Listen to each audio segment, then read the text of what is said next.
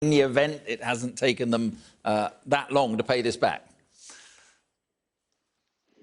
No, so every year when we try and unpick the royal finances, there's often a few things that raise eyebrows. And last year, the big thing that stood out was that £2.4 million bill to refurbish Frogmore Cottage. Now, the reason that people again started talking about just how much money it cost to refurbish that cottage was at the start of the year, of course, Harry and Meghan announced they wanted to step away from royal duties, but also said that while they were splitting their life between America and the UK, they still wanted to keep Frogmore Cottage as their main UK residence. Of course, people then said, well, hang on a minute, taxpayers' money was used to fund that, and if you're no longer going to be working royals, how exactly is that fair? Now, this afternoon, we've had this statement which has come from a spokesperson for the Duke and Duchess of Sussex, which has now said that a contribution has been made to the sovereign grant by the Duke of Sussex.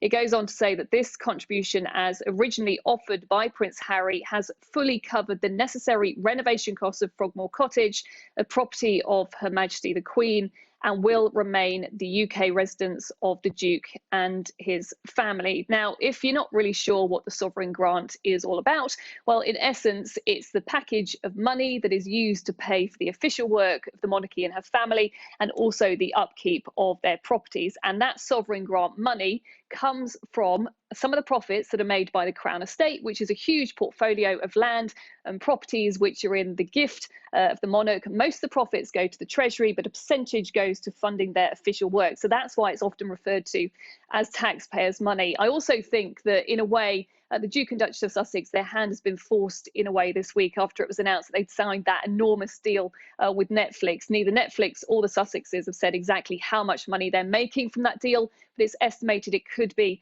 around £100 million. So if they're bringing in that money, it sort of makes sense that they're now going to pay this money back to the taxpayer for this home that they still want to keep here in the UK.